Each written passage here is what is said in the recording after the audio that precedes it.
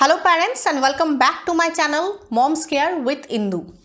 आज हम बात करेंगे कि आफ्टर सी सेक्शन आपको क्या क्या गलती नहीं करनी चाहिए। मेरी भी सी सेक्शन हुआ है और इस वीडियो में मैं खुद की एक्सपीरियंस भी आप लोगों के साथ शेयर करूंगी।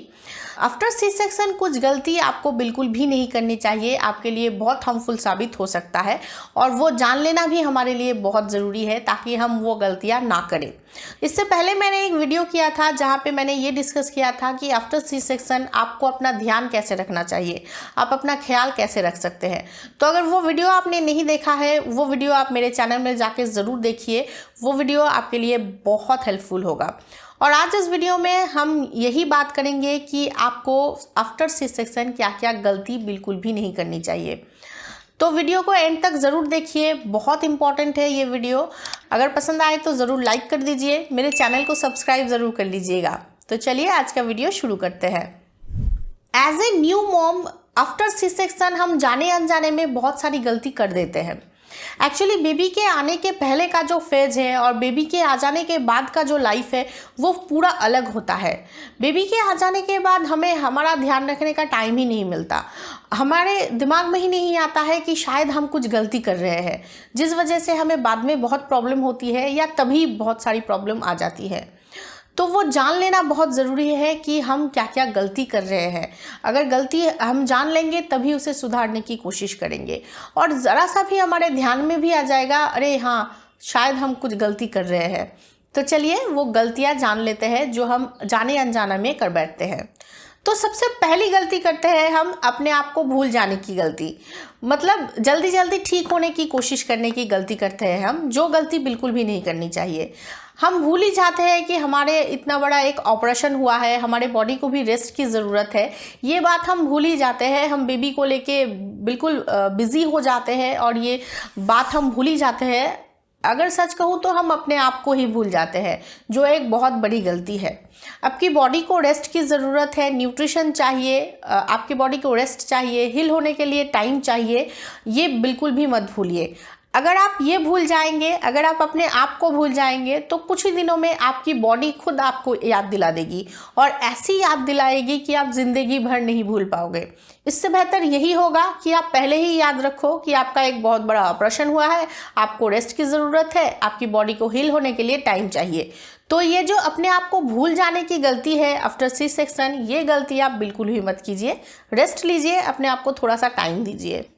दूसरी गलती, आफ्टर सी सेक्शन कुछ दिनों बाद जब आपका घाव भर जाता है, आपका पेन कम हो जाता है, जब आपको लगने लगता है कि शायद आप बिल्कुल फिट हो चुके हो, ठीक हो चुके हो, तब आप कुछ गलतियां करते हैं। जैसे कि धड़ाधड़ सीढ़ियाँ चढ़ना, हेवी चीज़ को उठाना, एक्टिविटी लेवल ज़्यादा होना, ये भी आफ्टर सी सेक्शन एक बहुत बड़ी गलती है। आफ्टर सी सेक्शन आपको कोई भी हेवी चीज़ बिल्कुल भी नहीं उठानी चाहिए। कम से कम 1 साल तक तो बिल्कुल भी कोई हेवी चीज़ आपको नहीं उठानी चाहिए। धड़ाधड़ आप सीढ़ियाँ चढ़ रहे हो, ये भी एक बहुत बड़ी गलती है। आपकी एक्टिविटी लेवल बिल्कुल लो होना चाहिए। खास करके फर्स्ट 6 मंथ आपकी एक्टिविटी लेवल बिल्कुल लो होनी चाहिए।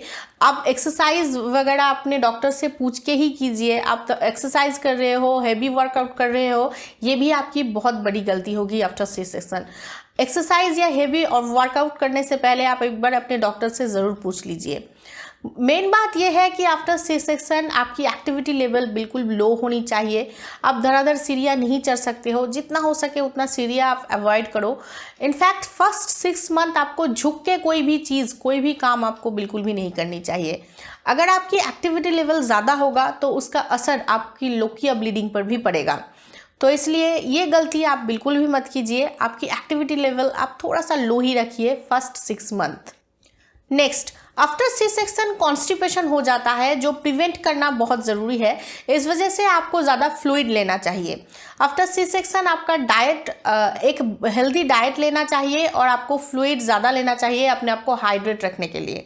वैसे भी इस टाइम पे आपका बेबी ब्रेस्ट फीड करता है तो आपको एक हेल्दी डाइट की भी ज़रूरत है और अपने आप को हाइड्रेट रखने की भी बहुत ज़रूरत है। आफ्टर सी सेक्शन आपका डाइट क्या होना चाहिए, इसके ऊपर एक अलग वीडियो मैं जल्द ही लाने वाली हूँ, so please stay tuned with my channel. Next, जब तक आपका डॉक्टर ना बोले तब तक आपको सेक्सुअल इंटरकोर्स बिल्कुल भी नहीं करना चाहिए। आफ्टर सी सेक्शन कम से कम 6 महीने तक आपको ये अवॉइड करना ही चाहिए। उसके बाद आप अपने डॉक्टर से एक बार ज़रूर कंसल्ट कर लीजिए, वही आपके लिए ज़्यादा बेहतर होगा। नेक्स्ट, आफ्टर सी सेक्शन आपके लिए पैड यूज़ करना ही ज़्यादा बेहतर होगा। पैड ही यूज़ कीजिए, टैम्पर्स वगैरह यूज़ करने की गलती आप बिल्कुल भी मत कीजिए आफ्टर सी सेक्शन। नेक्स्ट जो बहुत इंपॉर्टेंट है वो ये है कि जब तक आपका इंसिजन हील नहीं हो जाता है, मतलब जब तक आपका कटा हुआ जगह हील नहीं हो जाता है, तब तक आपको बात बिल्कुल भी नहीं लेना चाहिए। कटे हुए जगह पे पानी लगाने की गलती आप बिल्कुल भी मत कीजिए, इससे इन्फेक्शन हो सकता है और भी बहुत सारी प्रॉब्लम हो सकता है, तो ये गलती आप बिल्कुल भी मत कीजिए। और कुछ दिनों तक आपको पब्लिक पूल्स और हॉट टब्स भी अवॉइड करनी चाहिए। और आफ्टर सी सेक्शन आपको फिजिकल केयर तो ज़रूरत है ही, आपको इमोशनल केयर की भी बहुत ज़रूरत है। बल्कि मुझे तो ये लगता है कि आपको फिजिकल केयर से ज़्यादा इमोशनल केयर की ज़्यादा ज़रूरत है। इमोशनल केयर जैसे कि अपने लिए टाइम निकालना, जो बहुत ज़रूरी है।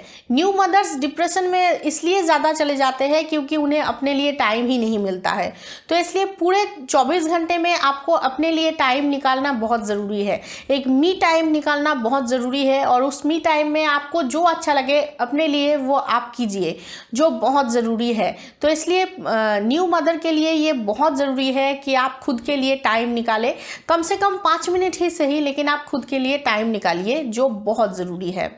सेकेंडली, बेबी के साथ आप जितना हो सके उतना ज़्यादा टाइम स्पेंड कीजिए। बट हाँ, आपको ये समझना होगा कि आपकी एक बहुत बड़ी ऑपरेशन हुआ है और वो ठीक होने में आपको टाइम लगेगा, फिजिकली भी और मेंटली भी। तो इतना टाइम तो आपको खुद को देना ही पड़ेगा, और ये बात आपको समझना भी होगा। थर्ड, आपको हेल्प की बहुत ज़रूरत है। हेल्प ना लेने की गलती आप बिल्कुल भी मत कीजिए, क्योंकि कुछ मॉम्स ऐसे होते हैं जो हेल्प नहीं लेना चाहते हैं, जो वो बहुत बड़ी गलती है करते हैं। हेल्प आपको ज़रूर लेना चाहिए, फिजिकली भी और इमोशनली भी। अगर आप जहाँ पे है वहाँ पे आपको हेल्प नहीं मिल रहा है, तो आपको जहाँ हेल्प मिलेगा वहाँ पे आपको जाना चाहिए। कम से कम 1 महीने के लिए ही सही, लेकिन आप हेल्प ज़रूर लीजिए, जो आपके लिए बहुत ज़रूरी है।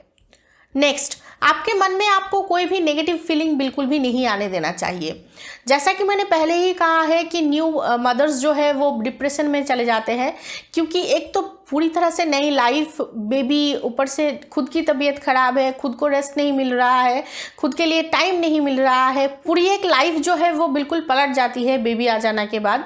तो वो कुछ मॉम्स हैंडल नहीं कर पाते हैं, जिस वजह से डिप्रेशन में चले जाते हैं। तो ऐसा ना हो, इसलिए आपको आपके मन में बिल्कुल भी नेगेटिव फीलिंग नहीं आने देना चाहिए। कोई भी नेगेटिव चिंता आप बिल्कुल भी अपने मन में ना आने दें। अपने बड़ों से बात कीजिए, अपने पार्टनर से बात कीजिए, और अपने बच्चे के साथ ज़्यादा टाइम स्पेंड कीजिए। And last and most important thing कि आपको कोई भी सवाल पूछने से पहले बिल्कुल भी सोचना नहीं चाहिए। मतलब क्या मुझे ये डॉक्टर से पूछना चाहिए, क्या मुझे बड़ों से ये क्वेश्चन करना चाहिए, ये जो चीज़ है ये आपके मन में आप आने ही मत दीजिए। जो भी सवाल है आप फट से पूछिए, जवाब जानिए और फट से ख़त्म कीजिए। जब तक वो सवाल आपके मन में घूमता रहेगा, आप उतना ज़्यादा सोचोगे और प्रॉब्लम उतना ज़्यादा बढ़ेगी। इससे अच्छा यही है कि आपके मन में जो भी सवाल हो वो फट से पूछिए, जवाब जानिए और ख़त्म कीजिए। And most important thing, believe in your self. तो बस आफ्टर सी सेक्शन आप इन सारी बातों का खास ध्यान रखिए। आप ये सारी गलती बिल्कुल भी मत कीजिए आफ्टर सी सेक्शन। स्वस्थ रहिए, अपने बच्चे का बहुत अच्छे से ध्यान रखिए, and enjoy your motherhood. Thank you for watching. Then go away, coming in another day. Little Johnny wants to play, then go away.